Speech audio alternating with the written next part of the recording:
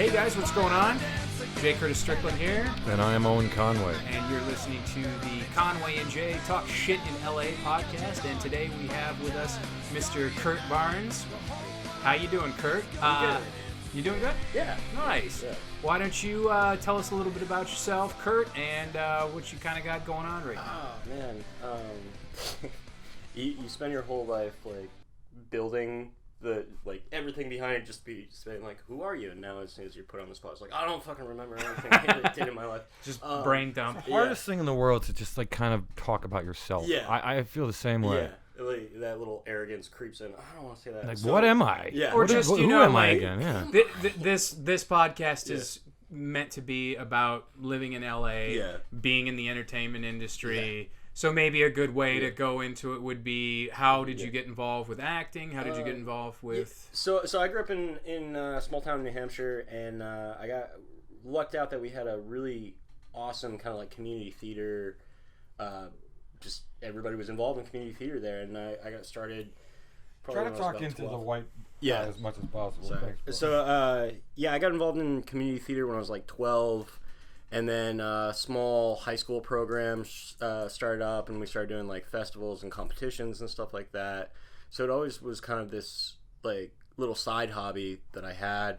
I went to conservatory when I was 17 in Boston, and I worked there for a little while. Went to New York, did conservatory there at Stella Adler, New York, and then I would always knew there was a program out here in Los Angeles. So after college, I got my minor in theater, and then I majored in psychology with a focus in neuroscience. Oh, wow. And did some professional theater in Salt Lake. So psychology with a focus on neuroscience? Yeah. So I've got my bachelor's of science in psychology, and then I minored in neuroscience, so the matriculation of my brain psychology science. degree. Yeah. Interesting. Focus. Do you feel like that helps to... with your acting Everybody experience? always asks that, but like I can tell you about action potentials and neuropsychopharmacology, like all the real dense stuff that has like nothing. Yeah. Neuropsychopharmacology. I just love that word. How many syllables is that? Neuropsychopharmacology. Yeah. So you ended up coming out to Los Angeles how long ago? Almost 3 years. It'll be 3 years this October. Okay. You're about the same time as me. Yeah, so you guys are babies. You guys really are. Yeah. You guys are I've been out here 13 years. Oh, Jesus. 13. Yeah. I feel like should be a medal awarded for that. Right. Yeah, yeah. Well, my medal is that I'm leaving. decade. I'm going to New York. Yeah. Right. So, let's talk about Austin, man. Not to deviate too far from, but yeah, this guy on the podcast last week was like, I can't imagine myself ever going out to New York.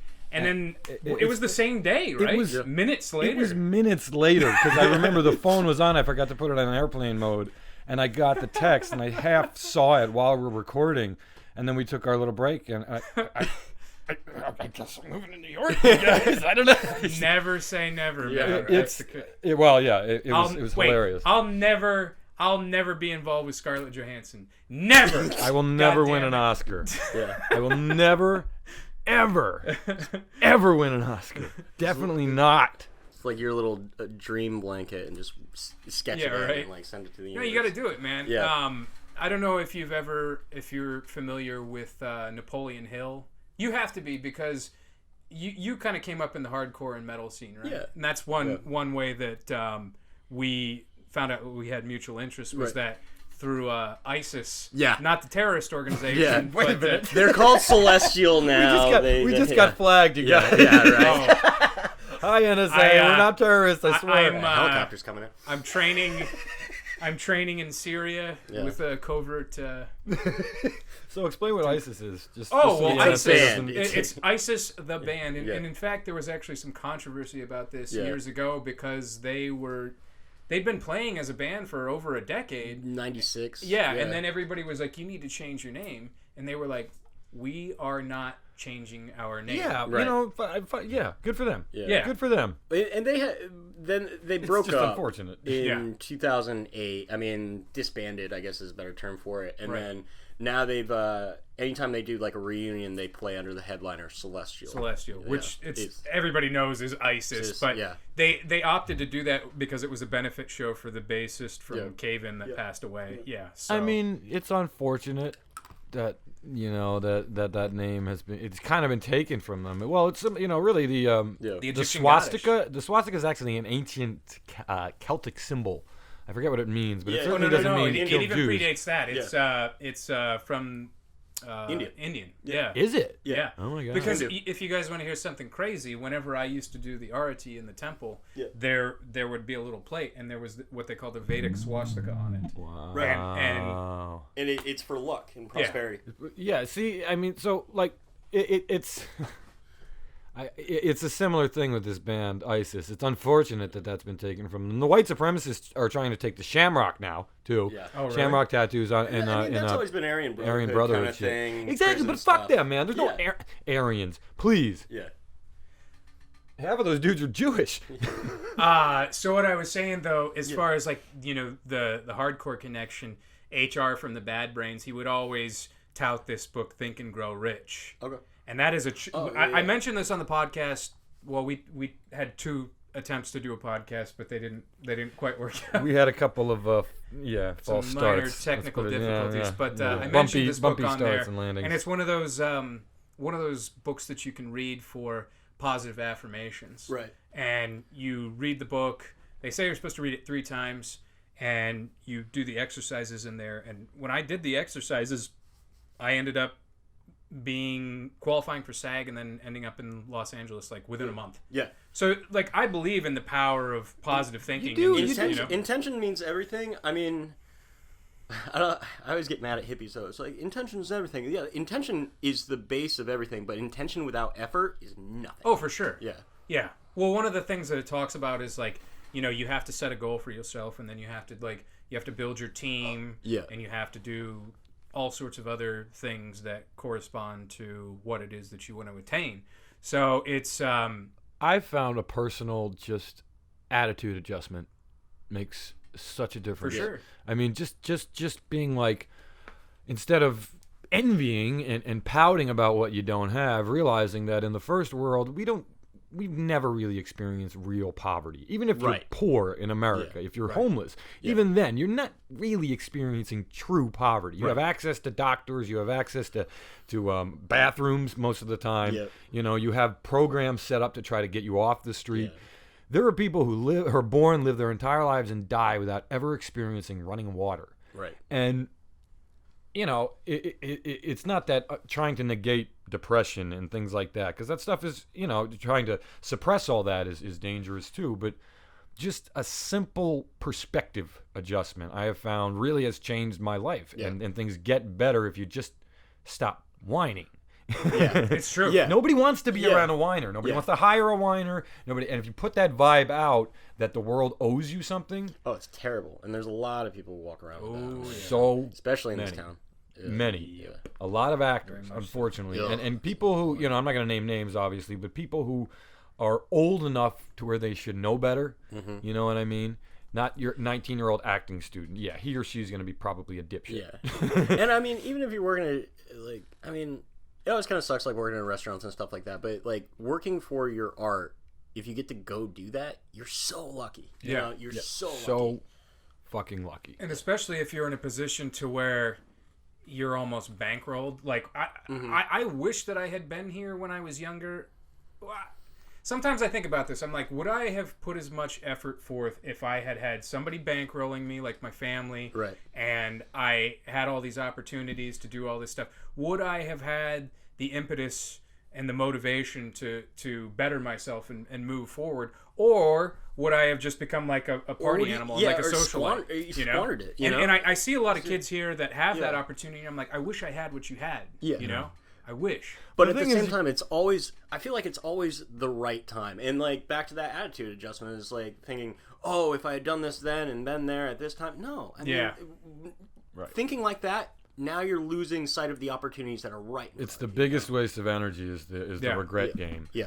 And honestly, it's tough because you want to impart that kind of knowledge to younger people, but they don't listen. Did you listen? No. I mean, no, fucking yeah. I mean, you have to experience it for yourself. Hindsight's always 20/20. Exactly. Yep. It's part of the forging process out Right. here is going through that and understanding that, I'm not going to become a movie star all of a sudden. Yeah. This is going to be hard. Yeah. Yeah. And maybe it's never going to have the payoff that I really wanted or imagined, but I don't know. It's back to that luck of being born in the first world and having the true ability to go, I'm going to go be an actor. That's great. Have the opportunity to pursue your dream. It's fun to do this, even when it's stressful. It's just, I'm having so much fun doing any of these things. The creative process to me is absolutely worth all the perils and pitfalls that come with it.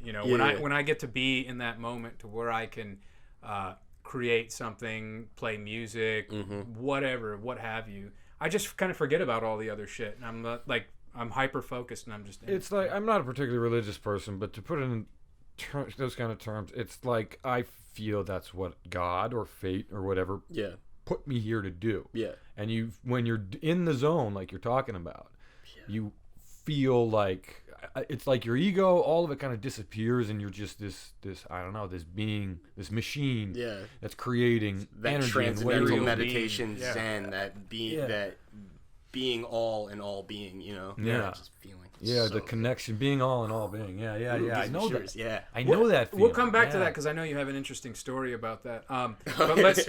No, I mean something that both you and I have experienced as far as like yours was your.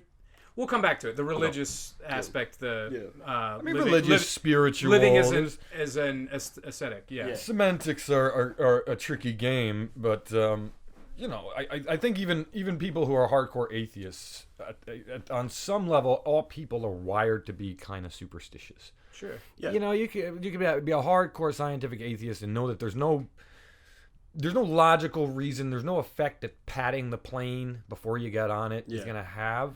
And maybe it makes you feel a little bit better. It makes you feel a tiny little bit better. Yeah, I do it too. I love getting on the plane and be like, you guys are so lucky right now that I just pat this plane. We were all going down. This motherfucker was going to crash. 10 people behind me doing the same thing. Yeah, exactly. That plane gets a lot of pats. So let's talk about what you've got going on as far as projects, because we were talking about it earlier. I'm like, we're going to have to talk about this again, so here we go. Yeah. Why don't you tell us what you got going on? So I got very lucky to start working with these guys. It's Tom Gun Live. It's this really fun interactive show that's kind of like a spoof of Top Gun. It's audience participation. We run around, we throw paper airplanes, we shoot everybody with squirt guns, and we dance and sing along, and it's just a Rocky Horror. Yeah, it's just a little party cool. From 6 to 8 o'clock on a random Saturday. Oh wow. Yeah, it was started by this guy Thomas Blake Jr. Big shout out to him. He's wonderful. Look him up on my IMDb. He started doing these kind of like spoof shows years ago called he started with Point Break Live, and then we are the ex-presidents. Where's like, okay, we're missing one cast member, Bodie. And then they Wait, so you're missing a cast member? Yeah, a cast member. So we need the audience to come out, and the audience brilliant. Like votes on who's going to do it.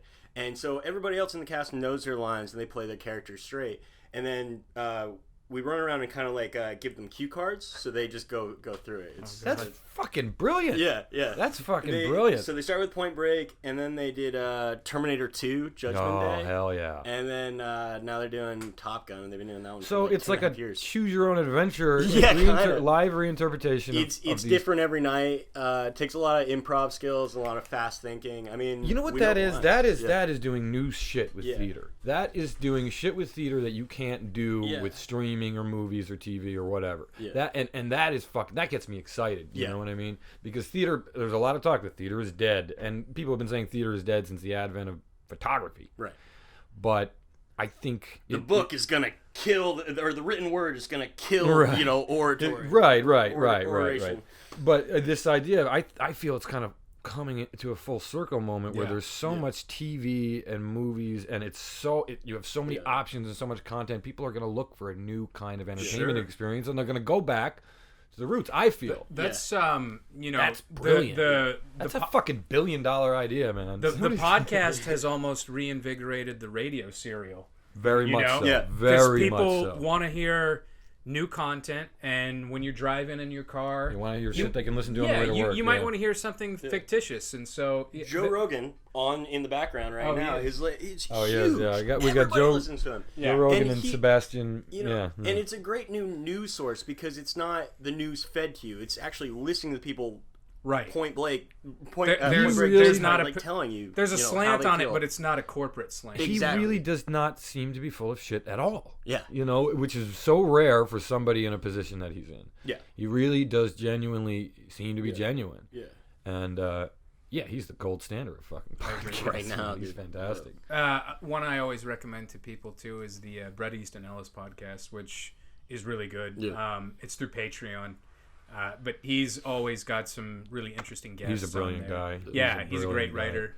Did you ever read American Psycho? You ever read that book? Not read. Dude, to be honest with you, that book is fucked up. It's the most fucked up thing I've ever read. I mean, ever. Yeah. He goes to places that it's like, it would make that guy who wrote Fight Club, Oh, Chuck Palahniuk. It would make, give him the vapors. Yeah. You know what I just found out is that he is a distant relative of Jack Palance. Really? Yeah, because Bret Easton no, Chuck Palahniuk. Because they had the same last name. Well, I looked up what's his name, Jack Palance on Wikipedia one time, and his real last name is Palahniuk because he was from like Eastern Europe, and I was like, I wonder if he's related to Chuck Palahniuk, and he is.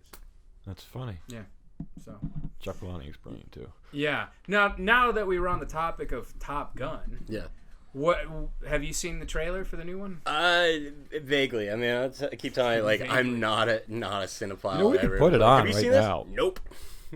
We could throw it on and do a quick reaction. Throw it on and get like a reaction. Yeah. Go ahead. Yeah, I'll do that. It's You ever heard that Mitch Hedberg joke where he's like, I want to do everything on the radio, like, but everything has to be visionary. Like, look at that shirt. It's ridiculous. Yeah. It's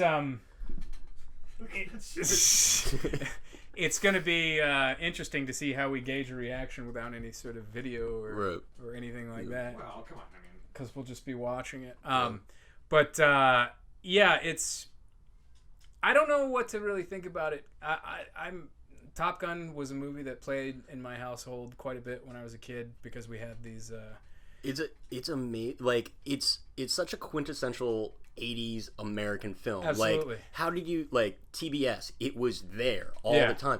And I can't tell you how many people, because, like, Tom Gunn, low man on the totem pole, I work the door a lot. I can't tell you how many people come to me and like, yeah, I've never seen Top Gun. How did you ever miss it? There's no way in hell. It's crazy, man. Okay, so here's why I don't like Top Gun. I for some reason, and I love Tony Scott. I really like Tom Cruise, Val Kilmer, obviously. I find it a little too gay for me. Oh, and yeah, it's so no judgment.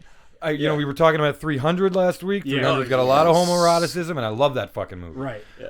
Something about Top Gun, it's just a little bit it's unapologetically kind of homoerotic too. Yeah. With the flight controller when he's like, I want some butts. I want some butts. Yeah. Of course. Scream that a I lot. mean, it's all over the place, Yeah. which is interesting, and it does make me. Yeah. I mean, Tony Scott obviously was a brilliant director. God rest him. The movie is about sort of, I don't know. I never dug. It's just bromance and Quentin Tarantino's and angle on it. hypermasculinity. Have you ever seen the video where Quentin Tarantino talks about? Oh yeah. It's pretty accurate. It's totally accurate. Yeah. So we're gonna watch it without sound so that we can comment that. Well, I can give like maybe a little sound here. Yeah, just a little bit. Why not? I tell you what, though, it looks amazing, and I think a lot of a lot of this is real. It's not CGI. You know, they used real planes. Yeah. Which is like impressive. Tony Scott. I think the Hollywood industry is starting to realize that, you know, there's this disconnect when Go back to practical effects. Yeah. Well, that's become a new selling point for movies. Is that practical? We're doing real this whole effects. thing. Ed Harris looking like the fucking Crypt Keeper. Right. I love that Ed Harris has had no work done. Let's put it that way. Ed Harris does not Tom Cruise moisturize. has either, though. Look at him. I mean, Well, Tom Cruise is. I don't He gets know. those thetans sucked I out don't. of him. He sleeps Exactly. in a He's hyperbolic I don't chamber think and he shit has, like that. ever had a He's drink. not a real human you know, being, yeah. He's probably had a drink, but not in 20 years. Oh no, yeah. Scientologists. I don't think they're supposed to drink. They're not supposed to. Yeah, it's They do polluted. smoke, It gives though. you thetans and stuff. Do they smoke? They do. Oh yeah. Um, Go hang out in Fountain. one at thing about midnight. his jacket, they had to take two of John the M. flags off of it because they're trying to play it in China. I think it was Taiwan and the Japanese flag, and they had to change them because the Chinese don't like other countries. They don't like Japan and Taiwan. Right. See, this looks. They don't like Japan. Even Japan. That's a problem There's for a them. long I mean, I history know, here. but yeah, there's a huge. I Yeah. know, but you would figure like. That was tight. I mean, Taiwan's the whole. You kind of said it for extinction. Maybe so, sir. But not today. Yeah. Tom Cruise is a good actor, and he He always is. has been. You He know. really is. Yeah. Magnolia, man.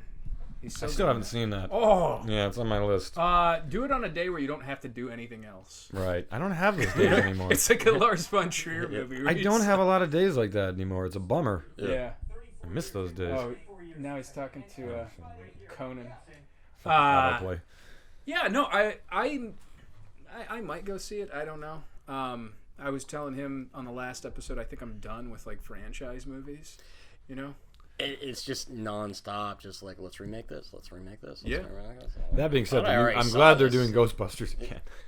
I am not. Look, the last one, all due respect to everyone involved, talented people, it was not Ghostbusters. It was not good. It was an objectively not good movie. That's one of the few times that I actually wanted my money back from a movie. Yeah. There were, I think, a few instances which I can name. That was one of them. Indiana Jones, Kingdom of the Crystal Skull, Terminator Genesis, and then something else that I don't remember. You sat through Terminator Genesis to the end? The fucking... I did. Wow. And I don't know why. It was The Predator. Yeah. That movie. You know what? I was talking to my uncle about this yesterday. What really pissed me off about that movie wasn't so much, it wasn't the writing or the acting or any of that shit. It was this way that it shit on the original. There were all these little digs at the original Predator, which Shane Black, I guess, thought he could get away with because he was in it. But it was like, it's obvious he didn't appreciate that movie. Well, that's what Ghostbusters did, too. Ghostbusters was the exact same thing. They shit on all the fans that helped propel that movie to And they being shit what on the it movie was. itself, Right. They really did. Ghostbusters was much more egregious than I think The Predator was because there was literally like the villain was a fanboy. Yeah. And then what? Didn't they kick the fucking Stay Puft Marshmallow Man and they shot him in the dick? That's They what shot it him in the was. dick, yeah. And it's like girl and power, they killed Bill you know? Murray. I'm like, They killed Bill Murray, yeah. which is unnecessary. I think Bill Murray just wanted to. He looked like he wanted to. I mean, die, it was you unnecessary know? to kill Bill Murray. I'm just saying. Yeah. Don't kill fucking Bill Murray. Fuck you. But no, it's like it was just offensive, and it was. It really was. It seemed, and you know what the most offensive thing about it was? Now, I really don't want to get to stick on this, Women, but just real quick, it wasn't just kidding. funny, Yeah, and it wasn't that the people involved aren't funny. Kristen Wiig is hilarious. Melissa Yeah. McCarthy, Kate McKinnon is like, I think she's the best thing on Saturday Night Live. oh yeah, she's pretty good. And she's the best thing in that movie.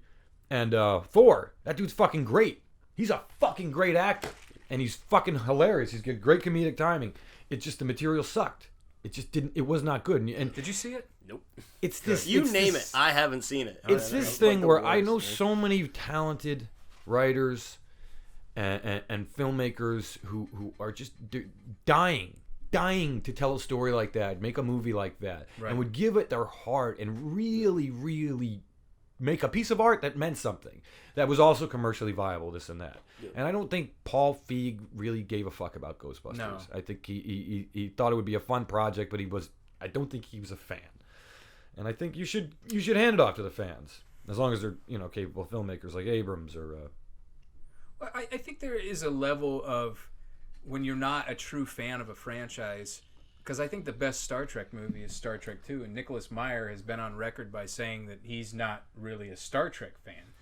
But that disconnect helped him create what many believe to be the best film in the franchise. It's one of the greatest films ever, if you want my honest opinion about it. I'm partial to 6, but he also directed that one too. So there you go. Have you guys seen Rocket Man with Harlan Williams? That is up there as one of the great American classics in my opinion. Harlan Williams is a very fucking talented guy. Yeah. Very fucking talented. Wait, Rocket Man, the one. I remember him. Goes to Mars. I remember him farting a lot and filling up the space. It's so dumb, and I still watch it like at least once a month. But him in in Something About Mary when he's the crazy hitchhiker. Yeah. Oh yeah. Or he's the cop in Dumb and Dumber. Dumb and Dumber. Yeah. In those little parts, he was so fucking funny. And his stand up, he's got this really cool style. Yeah, it's very kind of like surrealist. What did he call Jeff Daniels? Give me that booze, you little pumpkin pie haircutted freak. He takes a swig of the piss and his face. Yeah. Oh no! I'm knocking shit over. Controllers are falling over the place. I had a point when we were talking about something. Pumpkin pie haircut. What's your guilty pleasure? I know you're not a cinephile, but I know you've seen some movies. Like, what's a guilty pleasure for you as a film? After saying Rocket Man, man. Is that a guilty pleasure? Yeah, I guess it is. I knew a guy one time who was like, to admit it. I knew a guy one time who was like, pretty guilty pleasure. Dude, there's this one film, and I stress film, but it just came back on Amazon Prime, and I try and show anyone this movie if I can. It's called Mother of Invention. It was written by Andrew Bowser, and I think it's just brilliant. I think it's hilarious. It's heartfelt. It's a mockumentary. It's got a great cast, and I guess you'd call that. It's What's it called again? Mother of Invention. Mother of Invention. Yeah, it's a pretty cringe comedy, mockumentary style, but it's really sweet and touching. Yeah. Yeah. Underdog story. Nice. But yeah, highly recommend it. What's your guilty pleasure, Mr. My Conway? guilty pleasure. I think I've admitted most of them. Guilty pleasure movie? Yeah. See, like Titanic is my go-to answer, but it's pretty culturally acceptable to like Titanic, even if you're a dude. I mean, amongst guys, I would say Titanic. I like watching it on VHS, so you just watch the first one, and then they bang, and the ship goes off into the you just watch it all the way up to the titty scene. And it's great. I have an emotional connection The movie's to it. over. Yes. Wait, so the second part started at the titty scene, right? Didn't it? Just after. Oh, just after. See, Cameron was no dummy. Cameron was no dummy. He's like, you're gonna have to watch this whole fucking movie. You're gonna have to watch this movie to see the boobies and to see the ship sinking. Kate Winslet, man. I love that movie, man. It's a fucking good movie. You know, I hadn't seen it until like 2 years ago. No, what? Really? All right. So I was a big. That is surprising. I was a big James Cameron fan. That's up. surprising. I thought everybody saw that movie. Say what you want to. Well, I'll tell you why I didn't see this, and this will harken back to one of our older podcasts. Is that I love James Cameron. I think The Terminator is a fucking tour de force in filmmaking. Agreed. I think Aliens is one of the best sequels ever. Agreed. I think The Abyss is criminally underrated. I think it's a great film. Agreed. Oh my god. I've definitely seen that movie more than once, man. Long time ago. To speak of Ed Harris, yeah, he crushes in that. Mary Elizabeth Mastrantonio, Michael Biehn as the villain is fucking amazing. Michael Biehn makes a great villain. Johnny Ringo. Is Bruce Willis in that?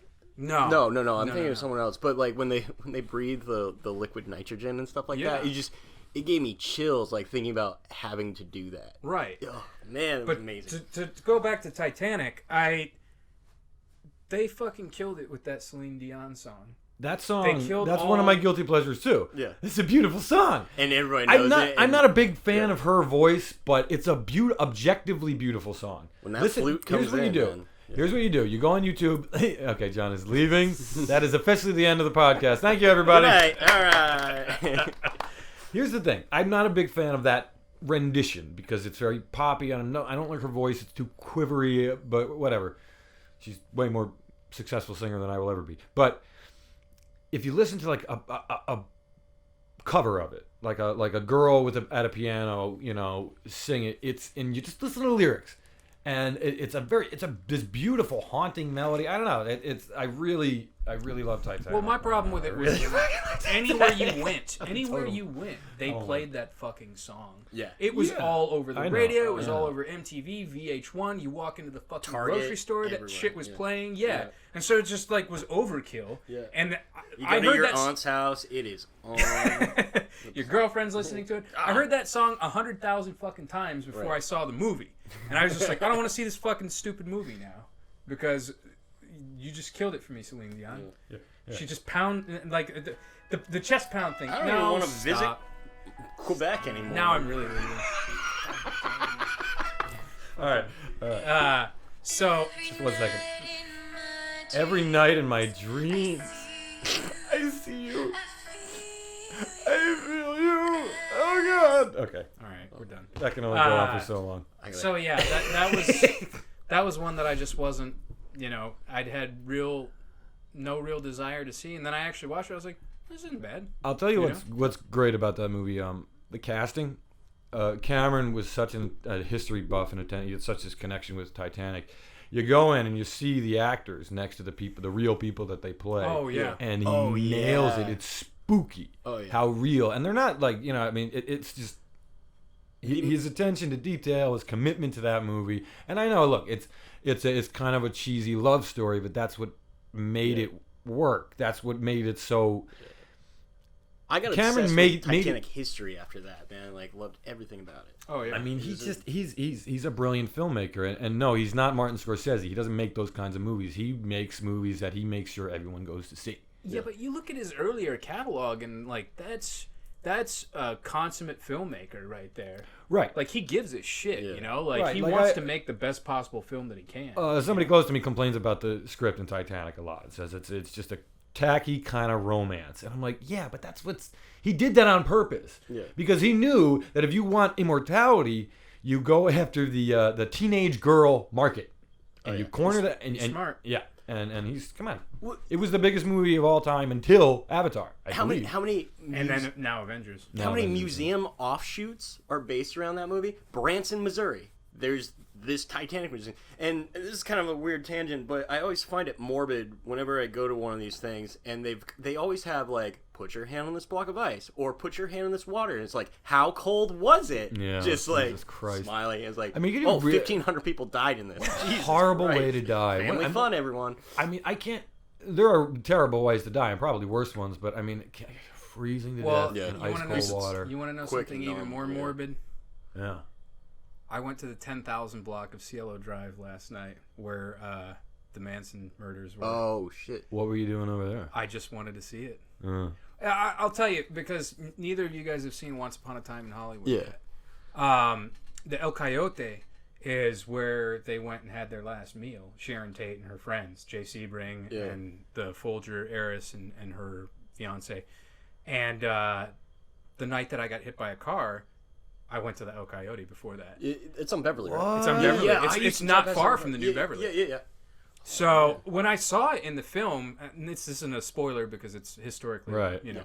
When I saw it in the film, I got a little bit emotional, and I was like, "Oh, dang, that's heavy," like that's crazy. You can feel it in your ribs. Well, just to think that, the funny thing was we were talking about when I was driving to the theater, I took an Uber there, and they were picking up a passenger, and he was like this English guy, and he had to run across the street to get to the car because the Uber didn't circle around to the other side of the street, and he was like, he said, man, he's like, it's almost like you have to like fight for your life to get here. And I was like, yeah, it'd be terrible. I was like, it'd be terrible if something happened to somebody, Yeah, it'd be terrible if you got Not hit by even a car. thinking, holy shit. And then we went to the El Coyote, and then we went and saw Pope of Greenwich Village, and Eric Roberts was there, which was cool. And then we went and saw, my buddies left whenever Donnie Brasco was playing. That was a double feature. And I stayed and watched Donnie Brasco's because I didn't have shit to do the next day. And then I got, fucking hit by a car. Now, this is a crazier thing because I was telling my friend in North Carolina about that part. I was like, sending her a voice message on like Instagram or WhatsApp or something like that. As I was doing that, I passed by the El Coyote. So I was like, whoa. I was like, this is surreal. I was like, this is wild. So just something about it. Like, I was like, I want to go to this spot. Like, there's just something fascinating about the lore and the mysticism of Hollywood, the good and the bad. And I was like, I have to go and see this and experience it. what I failed to remember was that the house was actually demolished in 1994, and that was shortly after Trent Reznor used it for recording the Downward Spiral. Right. I didn't know he did that. He did. He recorded Broken and Downward Spiral there. They filmed Wow. They did a music video in there too, where Marilyn Manson's actually playing Oh, guitar it and was stuff for like that. Gave Up. Yeah. Yeah. A buddy of mine's a huge Trent Reznor fan. And it shows me everything. I'm like, Yeah. So I never understood why musicians have such a hard-on for Charlie Manson. He was a shitty musician, and he didn't even have. He was a serial killer who didn't even have the balls to actually kill anybody. but Fuck him. But he's got this. I mean, maybe it's just cultivated in itself that he has this like drawing power, and like all musicians, all rock stars, kind of want that kind of essence when you know they're just trying to be edgy and cool. The Yeah. first one to do I it mean, was true. Axl. Yeah. And Axl was doing it because Axl, I think, also is a psychotic. Yeah. You know, and I to be that dude, that lead singer, there's always that kind of like. I just there's find gotta it. be that I find it arrogance, the idea of holding these people up because I mean there's this whole subculture surrounded around serial killers and women who go online, true crime and stuff like that, and well, guilty. Well, me too, to a degree, but I mean like you can be fascinated with the evil and also understand that it's evil and lauding it, holding it up, going after that kind of energy. To me, I mean, Rob Zombie, I'm a big fan. I'm a big fan of Nine Inch Nails. But I never understood why they have such a hard-on for Manson. Yeah. It kind of pisses me off. Yeah. There were so many way better serial killers. It's weird, though, because he did some music from prison, and it's actually like, I listened to it, I was like, it sucks. No. It's okay. It's all right. It's like kind of Cat Stevens-y, but also the Jim Morrison-y lyrics. I was like, if I was you didn't like, know this isn't who it bad. was, Yeah. would it be okay? It wouldn't be like, oh my god, this is it. amazing. Yeah. It would be like, oh, this is kind of like a B-side on a Yeah. Cat Stevens. Well, have you guys gone to the Museum of Death on Hollywood? Nah. I have not been there. I like morbid shit sometimes, but he's got a whole room dedicated to him. And stuff like that, really? and his art and stuff. Wow. It's like, yeah. That's crazy. So, you know, you've been here for 3 years. What's your takeaway from being here? What do you feel like you have learned since you've been here? What do you feel like, you know, you're from the Northeast. Yeah.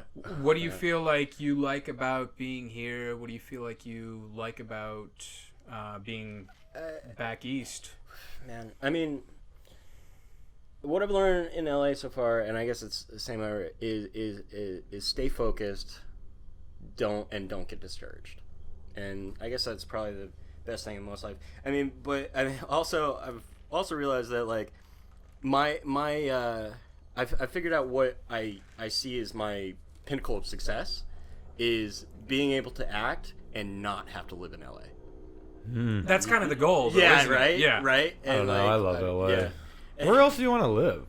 on the outskirts. Yeah. No, I spent 7 years in Utah, and I just love it there. I mean, you get past people in politics, and it's just like my favorite place. I It guess has if you don't everything I like. drink, Utah would probably be, or smoke I mean, weed you or can still anything. drink. The Utah liquor would be- laws aren't that bad there and stuff like that. Yeah, but I mean, it's not the I spent place the you go summer to in, party. It's not a party place. State. God, what was it? Yeah. It was a small town in Utah. Ephraim. Ogden? Yeah. That's where it was, man. Oh, That's, no shit. we Okay. stayed, Yeah. man. I don't really remember it. I was I very was young. just there 2 weeks ago, hanging out with some friends. We saw Flaming Lips. Oh, wow. Did some rope swinging out at Kazi. Got to go climbing. Nice. It's just like I'm not really a party social person anyway, so it like fits great with me. Like I'd rather be with a couple people and then go out in the woods. You know? Yeah. No. Take some mushrooms. Go out in the woods. Worship Satan. Worship Satan, dude. Yeah. Sacrifice a goat. Yeah. You know? Pray to a big owl. Meet Pray some to a Mormon big owl. girls. Get hit on by Mormon girls. It's great. Really? I'm the scourge. See, I mean, I hear Mormon girls are crazy, but I've never had any luck. I think it's just a repression thing. Sure. And, yeah. Sure. They always Did used you to ever say, have any luck? Oh yeah. You did. Okay. Yeah. See, I mean, that's Yeah. good for you. It's like the forbidden Bishop fruit. status. Maybe I don't hang around enough religious women. Maybe that's my problem. A weird goal. I was gonna say that. That sounds a little. That sounds a little. Well, you skeezy could right go there. to church. Yeah, Nah, maybe- not I'm gonna just fuck saying. that. I don't hang You around know, any religious women. It's funny because I had a supremely selfish reason for attending church when I moved to the South because I didn't know anybody when I lived there. when I first moved there, and I mentioned to kids in my class at the time, I was like, "Yeah, I'm an atheist," and they were like, you know, they couldn't believe it. Record you know? scratch. And then just nobody would nobody would talk to me, you know. I'm so wondering like, how I this got is in fucked this up. situation. And there was this one like really cute girl in one of my classes, and I was like, I found out what church she went to because she just mentioned it in passing, and I was like, I'm gonna show up at that church. Right. You know, I did. You're like, hey, you know, she can like, I you can may be save admitting his to soul. it, but all the guys are doing the same thing. What church did you go to? It's the same thing. Yeah. You know. Come on now. Yeah. If you try to say that you've never like worked that angle, It's like, an old expression that if you want to find like a good girl, you have to start going to church. Though, is that true? No. I was gonna I don't say 'cause believe it. they seem like they're like they've got this veneer of where they're hyper religious. And usually they already have a boyfriend. like the biggest freaks. Yeah. You know what I'm saying? I mean, I'm not too opposed to. Actresses are pretty freaky. My dad kind of. I will never date an actress. Yeah. Oh God. Never.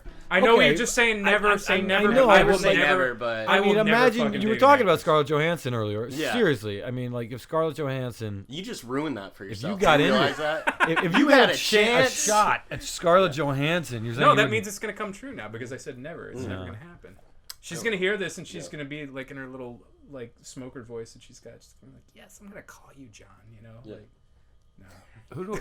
Yeah. I got fingers crossed for you, man. I will Me give too. You a high five. This I'll give motherfucker you like cups worked with her. I didn't Okay. work with her. I mean- I was on set. I did background Oh, no, you worked on a with her. movie she did, but I did have a little moment there at the craft services because I.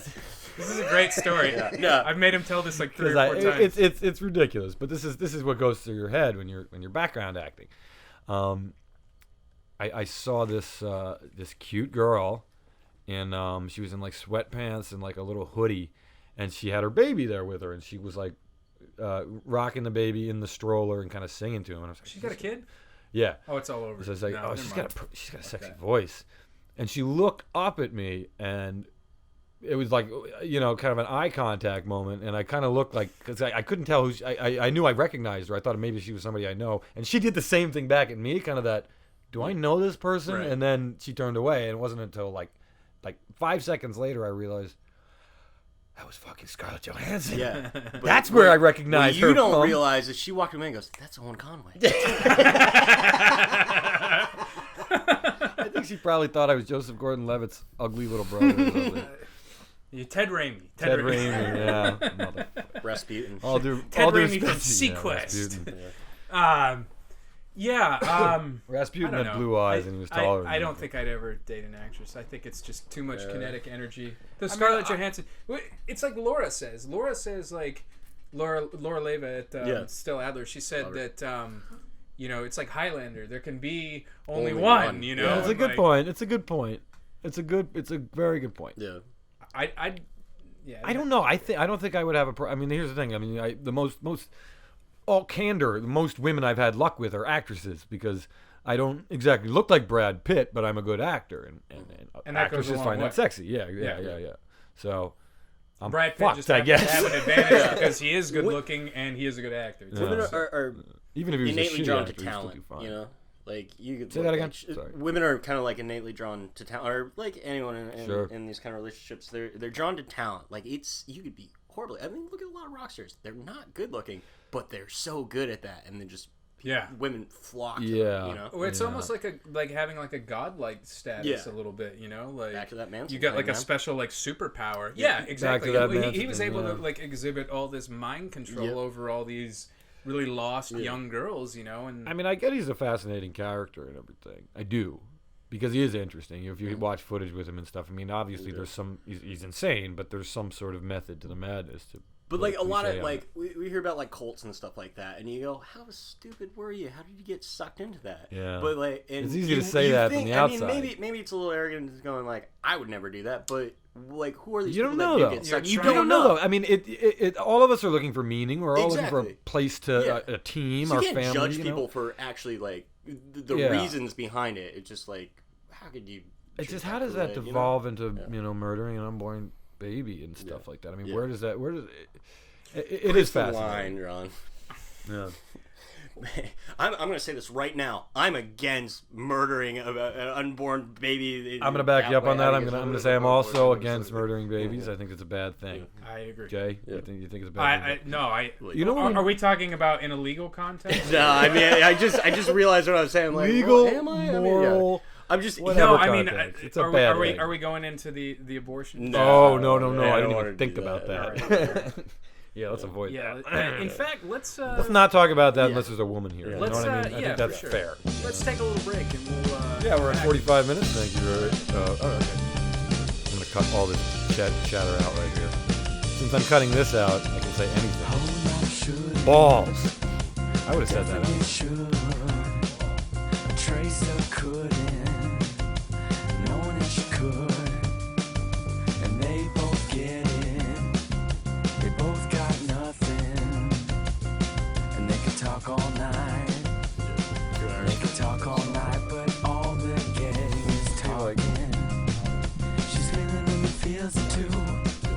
A lot of little things. So I was, we were. Not a guilty pleasures. That's right. We never got your guilty pleasure. Oh, my guilty pleasure. This is gonna sound funny, but I think Bedazzled is a fucking hilarious movie. Yes, it is. You've seen it? Yeah. Yeah. Doesn't count as a guilty pleasure. Kind of. It's a kind of. Nothing with Brendan Fraser is a guilty pleasure. Nothing with Elizabeth Hurley is a guilty Oh pleasure. my That's a God, pure dude. pleasure. Yeah. But She's so hot in that she's movie. She's kind of looking a little. She looks pretty good. I googled her recently. She's Blast from the pretty past. damn Let me good. look it up. I think it's a funny movie. She's in that sexy red bikini, and she at one point she's in like the little Catholic schoolgirl outfit. Yeah. You know, she's in all kinds of hot leather outfits, and I gotta cut this short. I'm going home, guys. Yeah, you know what? Yeah, I don't think that Gotta counts. relieve some stress. A guilty pleasure has to be something you're truly embarrassed to say. John's like, I have such great taste. I don't have any guilty pleasures. Yeah. I mean, I'd say Top Gun's a little bit of a guilty pleasure. Yeah, but again, that's got a lot of. That's kind of like my choice. It's like it's so loved by its fan base. It doesn't. I don't know if I have a guilty pleasure. Yeah, I don't know if I really have one either. Does it have to be a shitty movie, or like, what if it's like a chick flick and I like? Well, like that, I think that's like Titanic is kind of like that for me. Yeah, that's a guilty pleasure for you. Yeah, that's my guilty Does pleasure. it have to be a movie? Could be anything. If we're going with anything, then that's going to open the conversation up. What if it's about like spitting on cars when they're driving underneath an overpass? That's kind of And that's that more quick like smack. More like just malcontent kind of behavior. Taking than boogers. guilty pleasure. I don't know. I guess to kind of talk about. We were talking about the SNL cast and stuff. Like Tina Fey wrote it. Mean Girls. I mean, that's not Mean like Girls is. it's pretty funny. Yeah, you know. I mean, I wouldn't like buy it. I wouldn't have it downloaded on my phone. I turn off my phone. I shut down everything if that's on TV with commercials. It's like no. It's actually a really good movie. It is. And it's pretty funny. Yeah. You get Rachel McAdams is in there. She's amazing. Oh, yeah. Amanda Seyfried. That was before any of these girls got big. Yeah, that's true. And there's that scene where Tina Fey's taking her sweater off, and her shirt goes with it. I don't remember that. Yeah, that was hot. I don't remember that part. She's hot, Tina Fey, but Oh, yeah. not in like a. She's like in a way you could get hot. like a MILF hot. Yeah. Yeah. Well, I mean, I think the I glasses, still picture her as younger than she is now. Liz Lemon. Liz Lemon, man. Liz Lemon. That was a good show. See, that's why I like Anna Kendrick. She kind of reminds me of a young Tina Fey. Oh younger yeah. Tina Fey. Yeah, I can see that. I can see that. Definitely. And she can sing. Oh, Anna shit. Kendrick. Glee or not Glee. She was What the Pitch Perfect movies. Pitch Perfect. Oh, my sister watches. My middle sister is a doctor, and it has the worst taste in everything movies. I'm like, Renee, I love you. You're so smart. You are so basic. She loves this movie. She's seen it like 8 times. I think it's on Netflix. It's called A Christmas Prince. Ooh. Dude, That already sounds oh god, cringe-worthy. let me just explain like this major plot hole in this thing. Okay. So this girl is like, she's like an intern, but gets this major assignment to go get an interview with this prince who has to get married, of course. And she, the interview just gets shut down, so she goes and hides in the castle, and she gets caught by their head of security. And she's like, goes, and he goes, oh, you're an American. You must be the tutor we've been waiting for. Does the tutor ever show up, the one they've been waiting for? No. And this is the fucking head of security of this royal, Doesn't bother to check aristocracy, an ID. whatever, who's just like, oh, that's all the credentials I need. Please move on. You're an American. Checks out. Yeah, and then Plot needs to naturally, advance. and then of course, her and the prince fall in love. And he finds out that, oh, you were a reporter, you were tricking me, but no, I wasn't. They get married. God damn it! And she makes me watch it. That's the movie. God, How old that's is- the fucking She makes you movie. watch it? Yeah, She she's makes just you like, watch- we're That's not cruel. turning. It's that or Harry Potter, and like, I'll I'd take take Harry Harry I Potter. would I'll take Harry Potter. Take But it's Harry just Potter like right that out movie. any day. And it was like, nay, please, shoot me in the face. The Christmas Buddy, Prince. A Christmas Prince. A Christmas Prince. A Christmas Prince. I'm gonna look up A Christmas Prince. Oh real god, quick. dude. Is it like a Mary-Kate and Ashley movie or something? No. Sounds like it. Yeah, doesn't I know. it? It's Yeah, it basically really does. that. Okay. But it came out like, I don't know, 2016, 17 Netflix original. Wait, It was a Netflix original. Or Okay, we're Hallmark. getting I don't know. somewhere. It's Hallmark or something. Hallmark. Okay. I want to know so- more about this movie. Let me ask you guys this question. Would you ever date or marry somebody that had a shitty taste in something that you were really passionate about? For me, it's specifically movies. I don't think I As could... long as we don't have to talk about it, yeah. I don't. Really? Somebody I with don't- shitty taste yeah. in movie. If I could make fun of her for it, Yeah. like relentlessly. Okay. I mean, Yeah. I can get pretty snobby about music, but I'll let it go just as long as we don't like. See, music's fine with Yeah. me. Because I Yeah, know to that- me, everyone's music taste is so, uniquely Widely, them. yeah. I don't really judge people for their music mean, taste. Films, though, even if with it's me, all I Yeah. love like, I'm metal, like- but there's so much metal I hate.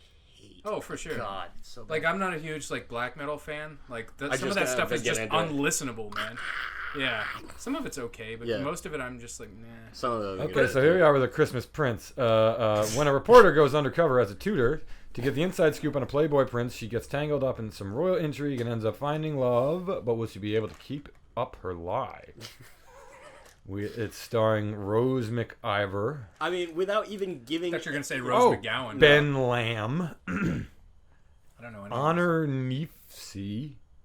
Oh, Alice Creed. I know Alice know who Creed she is. is. She was the The Borg Borg Queen. Queen, Yeah.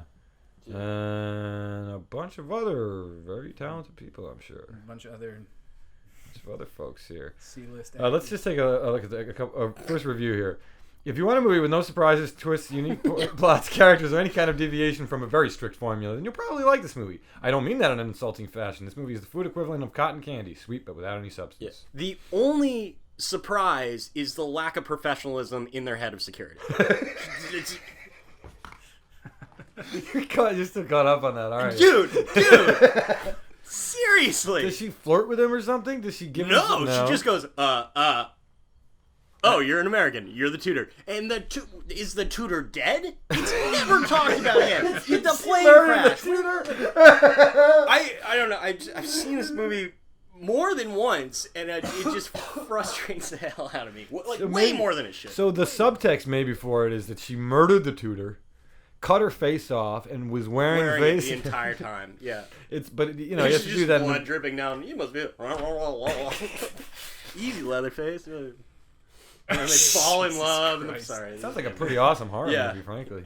Just like a complete romance, except for that. Except for that Small- tiny it's little just detail. Tiny little detail. And they're kissing, and there's just blood dripping down, and it's festering, and Oh my god. shoot the whole thing. Oh, okay. Here's a movie I can talk about, a few things. Yeah. Uwe Boll. You guys know Uwe Oh, Boll? yeah, sure. Yui Boll. So, Yes. I'll fight you he if you did don't like Blood my Rain. movie. Yeah. He did Blood Rain 2. Love that guy. And it was the worst disaster. Everybody hated it. So he reshot it, shot for shot, and only changed one actress and called it Blubberella. And it's absolutely hilarious. I like him. Did he ever actually wind up fighting anybody, or did he just challenge? Oh yeah, them? he did. He did? Yeah. He did the whole thing. Did he win? Charity. Oh yeah, he was knocking dudes out, left and right. Just clogging. That makes your movies better. Knocking out internet trolls. That's fucking epic. Yeah, and crazy, and it I mean, yeah, okay, his movies aren't the greatest thing in the no, world. but he that's knows that. He's like, good I for make him. I make Good for him. action movies. He's whatever. like, fuck being classy. Yeah. I'm gonna call you out. You want? Oh, you don't like my movie? I'll fucking punch you in your fucking face. I love it. Yeah. I mean, that's a pretty big publicity stunt right there. I know, but I mean, I respect that. Yeah. I do. You know, he goes out and he does his thing. He's like, I'm not making films. Like He does you his gotta go thing. and He does his thing, yeah. Here's what I think happened with Uwe Boll. I think he probably tried to make films, Yeah. and then just wasn't very good at it. Yeah. But then tried to capitalize on the schlock aspect of it. You know, it was like, okay, I can't make good films. Well, then that's going to be my selling point. Is that I can't make good films, and I'm just going to make whatever. Which to me refuse that I shows want. real intuitiveness and resourcefulness, and instead of drinking himself into a misery because I'm never going to be Stanley Kubrick, he's like, well, this is what I can do. This works for me. And he people works like it. constantly. Yeah. Not everybody likes it, but always enough gonna be a people market. like it. There's a market for the Christmas fucking Prince. There's a market for Christmas Prince. It's a market for Christmas Prince. And you know what? Any movie, I don't care if it is a Christmas Prince or if it's a Christmas Prince porno version, a Christmas prick. I don't know. Yeah, That's right off the top of my head. I can think of a lot better than that, I promise. That's clever. But at some point, somebody loved that movie. It was somebody's baby. Right. Yeah. Even if it was the assistant colorist in post-production, somebody cared. Yeah. Wait, how old is your sister, you said? 36. Okay. And she's a doctor of medicine. That's for unacceptable to like Christ's shitty movies. Well, I mean, people have their things, man. It's But She likes likes it in that- karaoke singing "Don't Stop Believing." She's like, she's one of those? Yeah, Epic. I love my sister. Dad. Can She's she very sing "Don't talented. Stop She's very Believing"? smart. Can she hit She's those notes? Because that's a hard So is song she to like sing. let's have a friends marathon and drink like Wine. pumpkin spice lattes? She runs her own vineyard on top of this, just so like Oh. she could have, yeah. Oh, but they're That's really a little motivated. She beyond runs a basic. vineyard? Yeah. That's like And everybody's so- dream life. Yeah, her husband me. and her are both I want to run a doctors, and they bought a vineyard. And Successful they on the weekends. They're animal constantly hospital. gone. I don't know. And her guilty pleasure is 18 bottles of wine and Christmas Prince, man.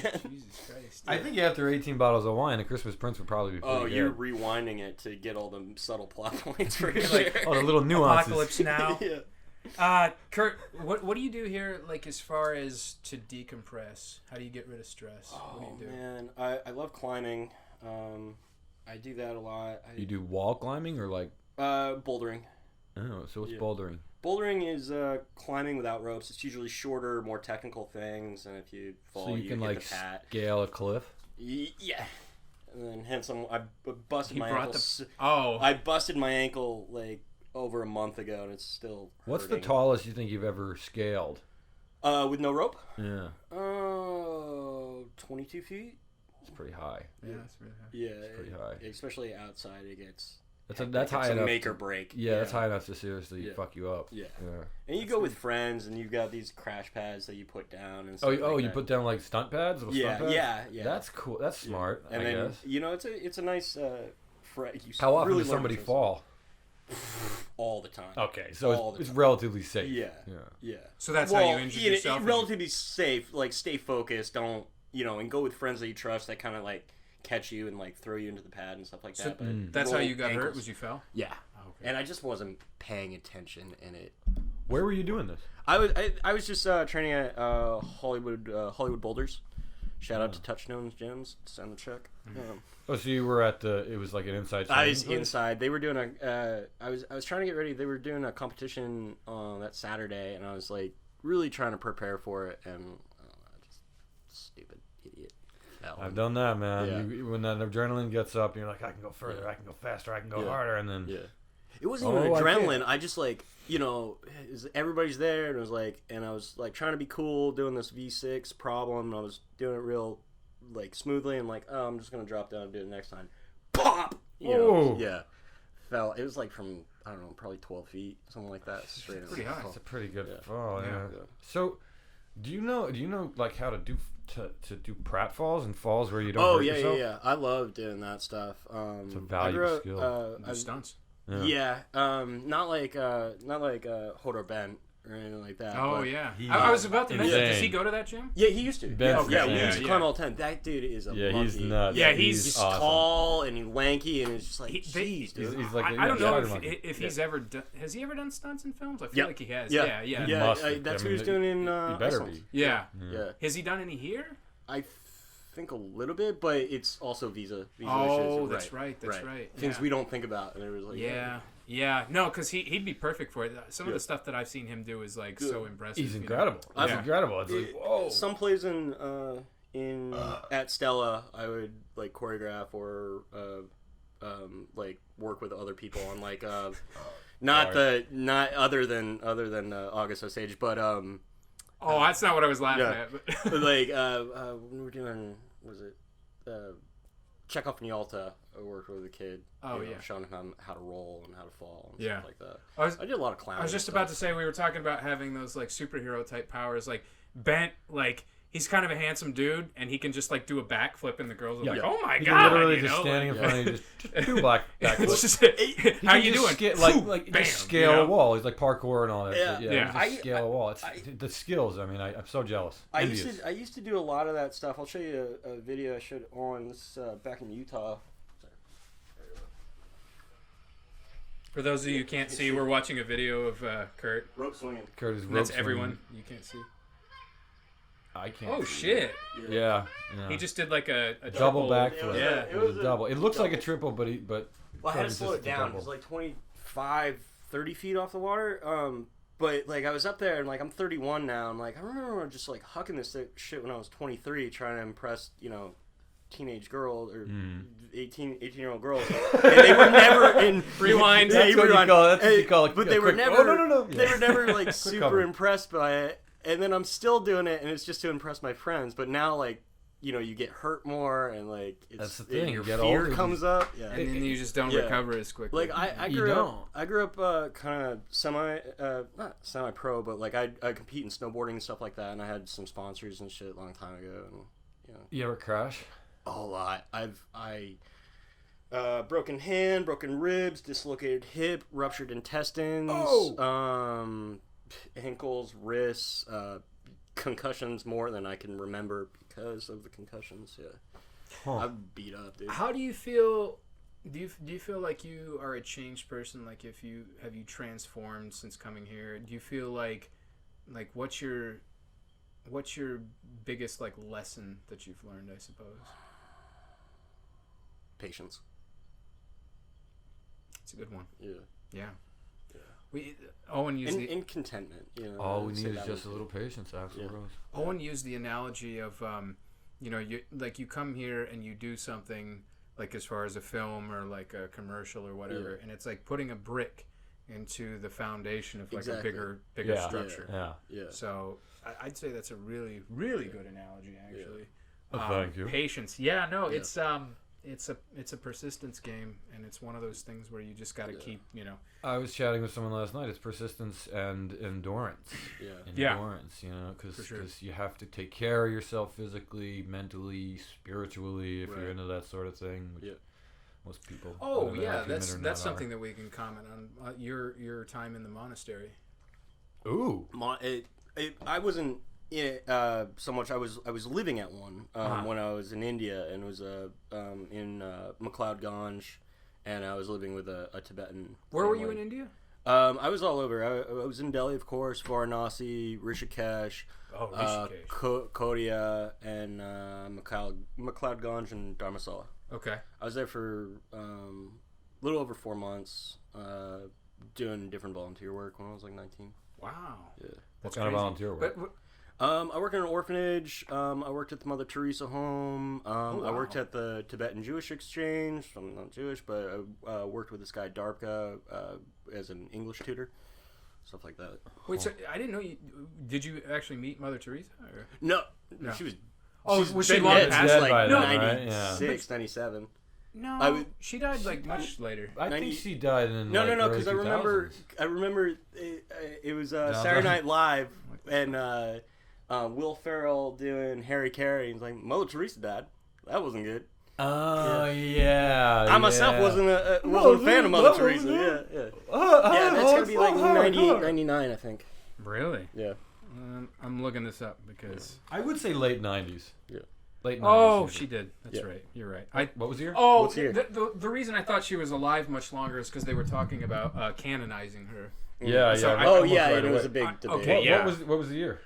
It was 97. You were 97. right. Yeah. I'm stupid. You lived in a monastery where they practiced silent meditation. Right? Oh no, that was a meditation intensive. Okay. Yeah. So, You have to tell the story because it's hilarious. I love telling the story. Like, so I guess the takeaway before I get into it is like, you're always going to be you, no matter like. There's always this foundation of you and who you are, and I'm kind of I can be really aggressive and loud and stuff like that. So anyway, I did this meditation intensive. It's for 7 days, and you did something called noble silence. So we all know the traditional just no speaking, but in noble silence, you're not allowed to look people in the eye either. So in some way, it completely isolates you. And for 7 days, I was completely just 100% all into this. Like, meditated for 8 to 10 hours a day, yoga practices, little art projects and stuff like that, and everything. No looking anybody in the eye, no talking. And every day, every like class was announced by a bell. Hear a bell, come to class. Hear a bell, go to lunch. Hear a bell, come to class. Hear a bell, go to dinner, go to bed. For the 7 days, I never heard the bell wake us up. I always just got up because my roommates were. And on the last day, I heard the bell, the wake-up bell. Never heard it before. And I instantly, just out of reflex, shot out of bed, looked my roommate in the eye, and go, "What the fuck is that?" And I heard myself say it, completely out of control, and we're just like, we broke the eye contact, just like, oh shit. That's fucking brilliant. That was the last day, too. Yeah, the last day. Like 3 hours away from being released into the world with this sense of newfound tranquility. Like, You have many more austerities left to perform, Padawan. Wow. Oh my god, that's crazy. fucking great. Wow. That's Wow. wild. Yeah, I know what you're talking about. Yeah. I back in my monastic days, whenever I was in Berlin, I was trying to get to the airport, or I was trying to get to a different area of the airport. You were Hare Krishna, right? Hare Krishna, yeah, Vaishnava monk. And so whenever I was in I was on the train. Okay, I'd spent some time in Poland, and if you forget your ticket in Poland, or you for some reason you lose it. Now, mind you, I've got these big flowing orange garbs on, you don't have pockets. You do, but they're shitty pockets, okay. So I'm there, and I'm on the train, and in Berlin, and I'm sitting there. In Poland, if you don't have your ticket, the conductor will come around and will sell you another ticket. So Sure, I'm on the train in Berlin, thinking I'm looking for my ticket. I was like, oh shit, I don't have my ticket. I was like, well, I'll just wait for the conductor. And conductor comes around, big burly German dude, big fucking tickets, please. Fucking defensive. Papers, please. Yeah, big fucking defensive lineman looking motherfucker, And I'm like, and he's like, I don't have my ticket, and he goes, get out, like that, and I was like, what, like that? And he's like, get off at the next stop, and I was like, okay, and it was like that scene in Last Crusade, no ticket, No ticket. He just throws me off. No. So I got out, and he was like, all right. He's like, I need to write you a ticket. I was like, wait. I was like, write me a ticket. What? I can't just buy another ticket? And he was like, no. And I was like, well, what do you mean? Like, I could do that in You're gonna Poland. pay 3 times. Yeah. And I was like, I'm not in Poland anymore. I was like, are you kidding me? And he was like, no. And I was like, there was another lady that was there with me. She was also an American. And I was like, here I am, my orange monastic religious robes. And I was like, fuck you, I'm not paying this goddamn ticket. Like that, I was like, I'm not paying it. And he looked at me and he's like, do you want to go to jail? Like that. And I was like, you will go to jail. I was like, no. I said, I don't. I said, we have ways of making you pay ticket. I was like, this is an honest mistake. I was like, I just lost my ticket. There is no mistake. There is only ticket. Pay it now. Do it now. I said, no, I'm not doing it. And he said, well, then he's like, you want to go to a German jail? I was like, no, I do not. You will go into German jail. I they will pay. I said, no, I'm not going. And so he just wrote me a ticket. And they will dress you in Lederhosen and it turn you was out. It was like so many, I think it was like 150. You will be star of German Pickelborn by end of week. I think it was like 150 euros or something like that. It was crazy. Pay 150 euros. It was stupid. So, Or you give me blowjob now. Do it now. I think, it's like all religions and stuff, like the first thing, like, we're not perfect, We're humans, Right. know? We're perfectly imperfect. I had something more to say about that, but now Well, I'm in German fecal okay, porn. so if you want. this is how I relate Sorry. my experience to Yeah. people. People are like, you're a monk, Yeah. so you're what? You're like a holy person. I'm like, no. I was like, you might believe that. Yeah. I said, here's the way that a religious institution works, is that the founder of my religion, Srila Prabhupada, he says that a temple or a mosque or a church or a synagogue or something like that is much like a hospital. Mm-hmm. So when you go to a hospital, are you already cured of whatever ailment or disease that you're experiencing? No. You go there for treatment. And let's say it's something like cancer or like leukemia. You have to go back for multiple treatments. The malady, the sickness in our religion is the material world and suffering and, illusory energy and things like that. We're all affected by these things. We're all conditioned by these things. And so we go to a temple for worship. We go to congregate with fellow believers. That's what we do. Right. That doesn't mean we're going to be instantly cured of all our maladies. Like, oh, I accepted spirituality. I accepted Jesus, Muhammad, Krishna, whatever. I'm cured. There's no cure for being a human. So whenever Except somebody death. whenever somebody that's like religious has some sort of shortcomings or quote unquote sin or whatever, like I'm like, I see you, and I see that you're struggling, and I see that you're still making a concerted effort to better yourself and be a better individual and a human being. I don't think there's anything wrong with communities of spiritualism. I think it's very important for humans to have that, and in whatever form that takes in your life, having some kind of spiritual outlet. If you do try to live in the darkness of we're all just animals, and I'm going to quote my movie here for a second, we're all just animals, and it don't matter what we do to each other. We're just animals running around trying not to get eaten by each other. If you really start to look at the world like that, you're going to have a bad time. You're going to be very depressed, and you're probably going to be alone because nobody wants to be around somebody who talks like that. It's true. But, yeah, I forgot where I was going with that. Well, Just I throwing guess an Eminent Soul what plug you're in. trying to say is that there are certain individuals out there that they want to better themselves, whether it's through spirituality, whether it's through whatever. Everyone needs but it's that. it's not a destination; it's a journey. Yeah. It's much like we're just trying to get to this point, and we're gonna have pitfalls and struggles along the way. But that's the beauty of it, and there's learning experiences that can come from, whatever spiritual shortcomings, sin or whatever, you can actually learn a lot from that. As long as you Being do. open to the opportunity of it as well. Right, exactly. I think you learn from stuff if you have an attitude of humility about everything. Yeah. And I think the ego is important, but you have to keep it in a cage. You can't let it take control, because if it does, oh boy, again, you're going to have a bad time. Right. People are going to stop liking you. And It's just crazy, because I've had my spirituality challenged on multiple occasions where they're like, I thought you were a spiritual person. I'm like, yeah, I cuss. I have bad days. That's life, man. Yeah, it's we're all in this together, and sometimes people equate spiritual with religious, and they're distinct things. Yeah. They're two different things.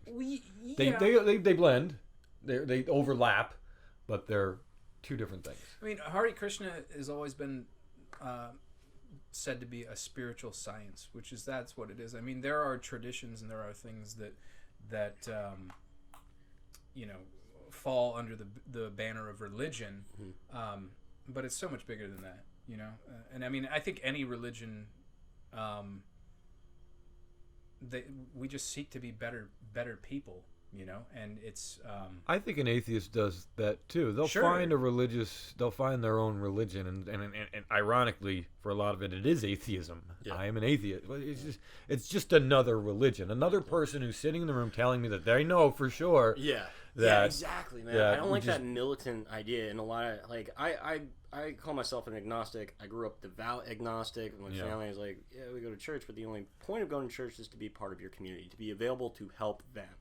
But, belief or non-belief in God, there's as much proof that there is God as there isn't proof that there It's isn't all God. about so perspective. I hate, it's entirely about perspective, I and don't the like idea that atheists getting science in my face. I don't like religious people getting. and the idea that science is infallible is retarded. What's No. great about science is that it's Always sorry, changing. I shouldn't use that word, but it's always changing. Yeah, right. The point of science is to challenge Yeah. the traditional ideas. There's a and to Latin find word for new that. It's stuff. called verisimilitude, which means of or like truth. Great And word. I like to think of it as you ever do algebra 2, the asymptote on a grid system, Oh, which yeah. means you increasingly go to 0, but you will never hit 0. Right. So science and truth to me is a lot like that asymptote. It builds on itself, and we get closer and closer. But the more you peer into it, the further you realize you're actually away from the absolute truth. Just totally blew my fucking mind. That's a good. I know nothing about math, but I really understood. I remember that. Yeah. I understood that what you just explained. That's Like Yeah. on a curvature towards 0. Yeah. And it's called an asymptote. Right. asymptote. Asymptote. Asym? ASYMPTOTE, Okay. I think. Yeah. Asymptote. I vaguely remember that. Whenever I was like, oh yeah, that thing. Yeah. We're getting And then motherfucking Latin educational is- on this bitch. Verisimilitude. Can I tell a story? Go like, ahead. Even though religious. So when I was in India, I was working with this guy Darpka, who's a Tibetan monk. Yeah.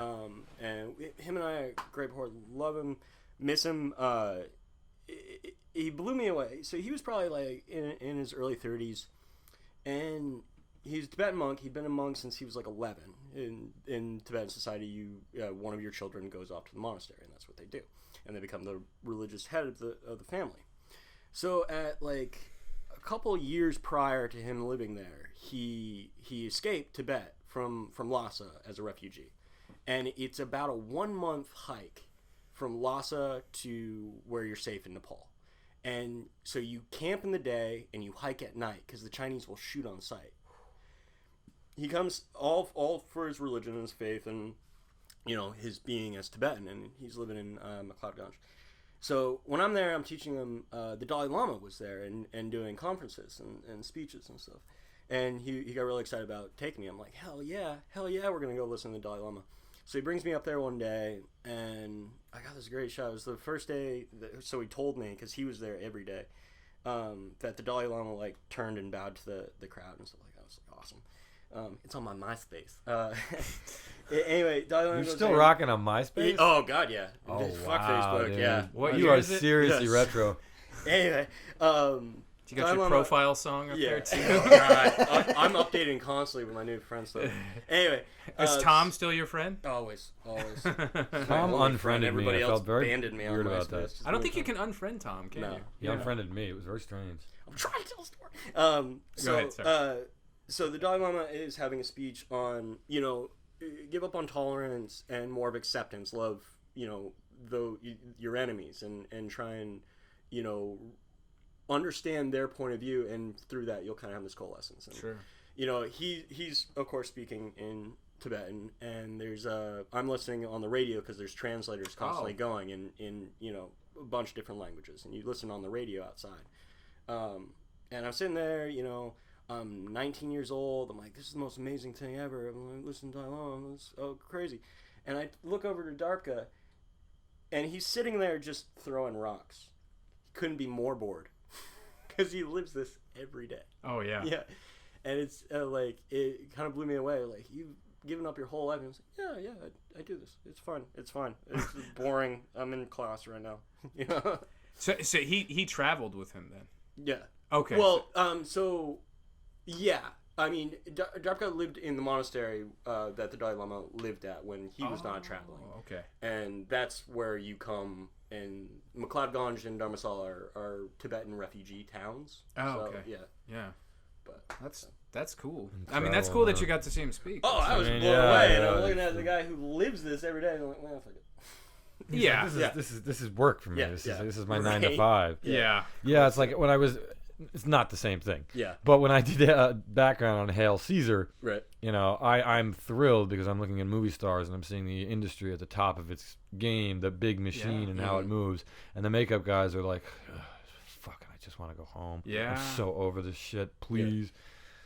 Meanwhile, they're getting paid overtime. And Right. Fucking a shitload of money. Yeah. I'm getting And 180 you're all bucks to like- be there for 14 hours. Right. Yeah, exactly. Wide-eyed Fuck and you. bushy I got tailed. lunch today. I'm so excited to be here. Oh, Yeah. dude, the food. Yeah. But yeah, I know what you mean. It's like the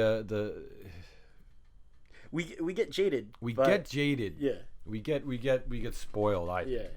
How do you guys stay focused and keep yourself from being jaded? What do you guys do? Mental checks, like meditation, Yeah. like you're talking about, being like, well, look, okay, I don't have a big house in the Hollywood Hills and a Porsche, but I got food. Yeah. I got a roof over my head. I've done some really cool shit out here in LA. I've booked some work. I've got awesome community, family at the Adler. I've done plays that I'm really proud of, and I made it here for 13 years. I made it work. Mm-hmm. And you just got a great opportunity to go make it work in New York. now too. I'm going It's to go cool. to New York and try to do that. You know, it's a whole after new he said he wasn't going to. Of course. I mean, well, it's man plans, God laughs again. You know, it's like who knows? Yeah. I certainly wouldn't have gone the way I came out here, which is I came out here, you know, on the Greyhound bus, looking for work, hustling around, looking for resumes, you know, handing out resumes and shit. I wouldn't have moved to New York if the job wasn't there. Right. You know. That's usually a good safe bet. Too, Right, because it'd be insane. I mean, LA's a tough You're town. an Arizona boy. How go have fun in the winter, bud? Dude, I will die. Yeah. I mean, if I was hustling, if I was couch surfing, if I was, you know, it would not go well. New York is a tough town. Yeah. LA, you can get, that's why there's so many fucking homeless out here. Yeah. Back to the homeless again. We've live done out that there. topic. It never gets too hot, never gets too cold. But it's easy to live out here. Yeah. A city like New York or Chicago or Boston, I imagine, you know, it's Boston's a mean city. I mean, lived I, there after high school. shit, I remember when I got off the plane in Boston. I was in Charlotte. Charlotte was warm. I got off the plane in Boston. I didn't have any sort of cold weather gear. Stepped out into the terminal. It was fucking like freezing outside. Snow on the ground. I was like, what the fuck? Oh, dude, that cold that goes to your bones and you just lock up. You can't do anything Great about music it. comes from Boston, though. Yeah, So Boston's many a good great town. ISIS. Back to ISIS. ISIS, Yeah. Hope Conspiracy, Cave-In, Dropkick Murphys. Yeah. Dropkick Murphys. Yeah, that's a good you know- American Nightmare. You know what's funny about like I grew up in a small town about less than 6,000 people, and like we were the biggest town in like 30 miles, something like that. You know, way out in the sticks. Different world. And being out here in LA, and then even to a lesser point, Utah, like I've gotten spoiled in a way that I don't fully know how to live back there, and I felt so stupid because I got off the plane in Manchester, New Hampshire. And my mom is waiting at a hotel because it's like 1 o'clock in the morning. We're just going to do the 2-hour drive north in the morning. And I get out and I'm like, oh, I'll take an Uber. I go, what do you mean it takes 20 minutes for an Uber to show up? Like, let alone there's Uber in New Hampshire. But and then I get what do you there, mean like, it's $45 to go? Yeah, to go, exactly. you know, and I get to the couple hotel, miles. like, so what's open? There's a McDonald's like 3 hours down the road. I think it closes at 3. And I'm like, what do you mean I can't get 24-hour Thai food here? How do people even live here anymore? You know? What do you mean you don't brew your own kombucha? What are you talking about? Jesus Christ. get spoiled. We get spoiled. No, I had this a very similar experience back home. Yeah. Everything closes early, and you're like, Yeah. what do you people do? Yeah. Well, my sister lives in Scottsdale, and then she was Lucky back in her. New Hampshire for like a month, and she's got 2 small kids. One, Penelope, my sweet Penelope, she turns 3 today. Wow. And my little boy Leo, who's 5 months right now.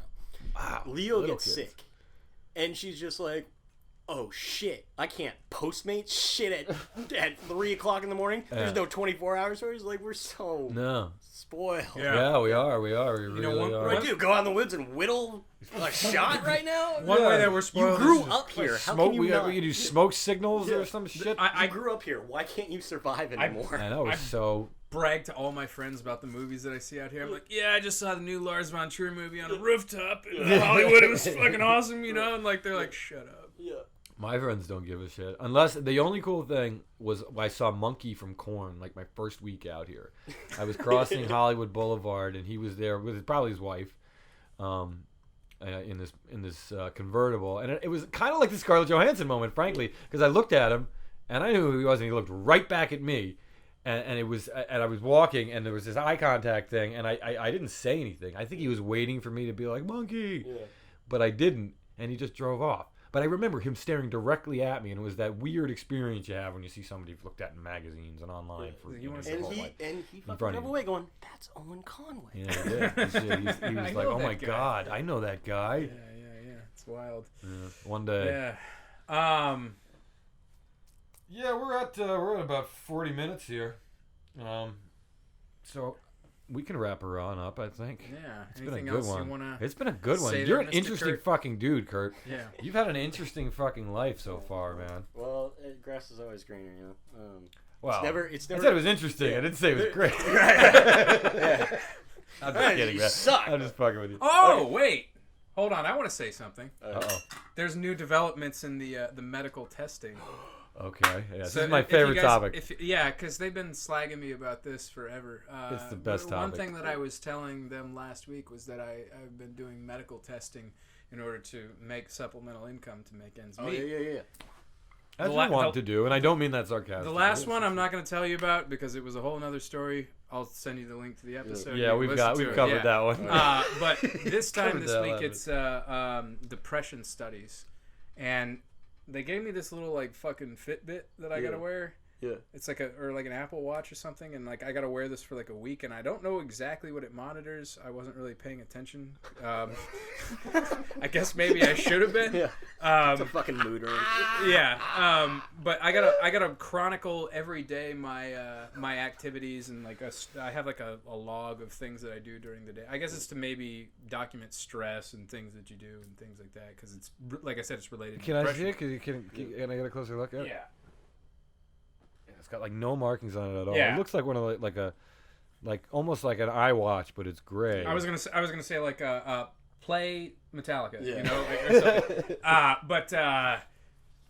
So I got to do that for a week, and then I go in there and I have to stay awake for like 23 hours, which being a former drug addict is pretty easy, you know. I do I do that Like- once a week at least. Yeah, you know, sometimes I just stay up and just watch movies. And, you know, Yeah, was I did like, that. oh, I this did is that easy. yesterday or day before. Did you? Something? Maybe. Yeah. I don't know. You know how it goes when you stay up like that. It 36 days. Yeah, Kind of exactly. fucs you up too, you know. Yeah, it But- does, and it then does. then you make some, you know, some good cheddar for it, and like I So gotta they- work one day and I pay like most of my bills for the month. You know? See, that's a fucking good deal. And they're not poking you with needles? Are they drawing? I mean, I obviously have they're drawing some okay. blood. So I have to do an MRI, and I have to do it for like 2 hours. Yeah.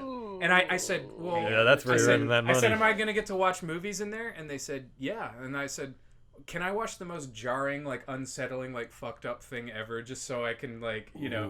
And they said, no, we have Disney Pixar movies. I'm like, oh god. Like, Well, that's it. depending on your point of view, they can be pretty I was jarring. like, you're and joking, upsetting. right? And they were like, no. And I was like, I mean, I don't mind Disney Pixar Come on, movies. Pixar but- makes good movies. No, man. I wanted to watch something like wanna watch The Witch Dogtooth or yeah. something crazy, you know. Speaking of The Witch, have you guys seen the trailer for The Lighthouse? No. Oh, I know you're not a Yeah, cinephile. so I'm sorry, sorry, but I assume everyone's as big a Robert I Eggers saw it nerd as yesterday. I am becoming. He's like, who is this guy? This Robert Eggers. It's fucking amazing. Directed The Witch. He does it. He's shooting this movie in the old format, the box format, instead of the widescreen, and it's like it's with the old film stocks and shit like that. And Willem Dafoe and Robert Pattinson have these weird accents, New England British, kind of like, just it's so specific and creepy, and I cannot fucking wait to see it. I'm stoked on it too. Fucking yeah. stoked on it. And I mean, look, I'm the first. I've never been a fan of Robert Pattinson, but Yeah. even the fact that he chose to work on this movie, you know what I mean, shows a lot of depth. No, he wants to get from under the shadow of the being the teen Who sensation. wouldn't? Yeah, I mean, I get it. And Robert Eggers, his first film was The Witch. His This is first such a good film was fucking The movie. Witch, and The Witch feels like a film that was made by a veteran director. Yeah, it does. It does. It feels, and it doesn't even. They don't even feel like movies. They feel more like these time capsule things that you found. Yeah. It's so. I mean, Docudrama. It almost, but like legit. It's like there's no seams. Yeah. At least in The Witch, there was. I only saw it the once, but The it was Witch, like The Witch, I think, is one of the best horror films that I've seen in years. And I would, like I said, I don't think it might be the best since The Exorcist. In my I was humble gonna say opinion. I don't think it's high praise, like, or exaggerated to say that it ranks up there with The Exorcist and I Shining. think so too. Much And similar Shining, to yeah. like Hereditary and Midsommar. Like I still haven't seen either of those. They're on the list. Hereditary. great. Yeah. Okay, there's a We movie. found a movie Kurt's seen. See? Rocket Man, guys, come on. Weekend at Bernie's, guys. Come on now. Jesus. All right. I want to admit one guilty pleasure. Go ahead. Before we get Give 'em out of one. here, and I kind of hate that when I indulge it in this guilty pleasure, and you'll understand why. Blue Hawaii. I have to go with like my mom or my sister or my niece or something. Fucking American Girl doll stores. Wow. I don't even know what that is. I know what that is. My little cousin goes to it. She makes such a big deal. You go with them to American... I will ask my mom to go with me because it's creepy if I go by myself. Creepy It's to go with kinda your mom, creepy, too. yeah. But look, hey, I wow. just wanted to admit that. So you go... Do you have any dolls? No, I don't. Personally? But my sisters had them, and it's like if you go see it, it's like the attention to detail of these miniature shit. It blows my mind, and I love it so much. I don't buy it or like Right, spend but money no, on okay, it, but I kind of get it. No, like I mean, I can can trains and stuff like that. Sure, and like I guess a- there's a craftsmanship to those little things. They're not Cabbage Patch. They are like little statues. Yes. Are those the dolls They that have- like they have actually a look place- like the people? They have Yeah. little histories to them. They have little. They already have a name. They have and a playset, and it's pretty big and detailed of the International Space Station for American Girl dolls. I just wanted to get that off my chest. They make man, movies I don't about think these? anybody's gonna beat that one. Maybe like I think that's the guilty pleasure champion. I I'm don't not think. creepy. I thought swear. Mean Girls was. No, dude, Mean Girls ain't shit. But American Girl dolls. Wow, dude. I admire the balls. I am putting this on the internet, just so Yeah, you know. I know. Wow. Oh, good for you, brother. I just Hey, wanted to know. I've got one there down there, I'm sure, but I repressed Maybe it so not hard. now. It's definitely not coming up. Final parting words. American Girl doll stuff rules. He's giving us a thumbs up for that. That and I only like American Girl doll stuff and black metal. Slayer. There you go. Oh, you should just go to the American Girl doll store and Slayer shirt and try to buy your own doll. I've done we have it. to do that. I we can't have do to it. do that. I would go with my niece and like Slayer's more I'd like be like, thrash, you want though. this one? You want this one though? Yeah. No, we have to go with just you and a camera, and you wear the Slayer T-shirt. You don't shave for a couple days, really dirty, and we're just gonna try to get you an American Girl doll. And if they give us any shit, we're gonna call the ACLU and we're gonna say they are fucking. He identifies as a little girl. I Leave him alone. don't want to get into that. I just like the model and the detail of it. I'm not saying you do. I'm just saying if they give us any shit, we my threaten, you know, God. make this about civil rights. You have you're a grown ass man and you have a right to play with dolls. I know. Don't play. They're collectibles. You don't play with it. You keep them on card. Jesus Christ. That was epic, brother. You right. had your best guest ever. I'm seriously. Awesome. Sir, Awesome. Mr. Kirt Barnes, thank you for stopping by. Thank you guys. Thank you We guys for having me. go see Tom Gunn live. Yeah. It's on Saturdays. It's, next show is August 31st. August Saturday, 31st. August 31st. Where's it at? At Catch One, 4067 West Pico Boulevard, I believe, in Los So that's Angeles. like like mid city LA kind of. Does it Yeah, have an yeah. Instagram or social media? Yes. Hashtag Tom Gunn Live. There's Facebook too. All that. Big sport. Cool. Thank you guys. Thank you, sir. Thank we also you, have bro. an Instagram. It's at Conway and J LA Podcast. Follow us there. We got a YouTube channel. Follow us on there. And You can follow us individually too at yeah. Owen T Conway and at J Curtis Strickland. also And follow my movie at Eminence Hill. a little more shameless self promotion. And yeah, we'll have, like I said, we're working on Stitcher, Spotify, all that. It's going to be great. Though we might have a little bit of an indefinite hiatus for a while. Until Yeah, we'll figure it out. Owen might decide to live in in. New York. Maybe we'll Skype in. Yeah, I don't know. I might. Who knows? Yeah, we'll see. Anything can happen. We'll see. So anyway, Maybe I'll Think- meet what's her face, Anna Kendrick. She'll Oh, there fall in you go. love and it'll all be over. there you go. Yeah. Put the intention out there. Yep. All right, guys. Thanks so much. Thank you. We love you. Bye-bye.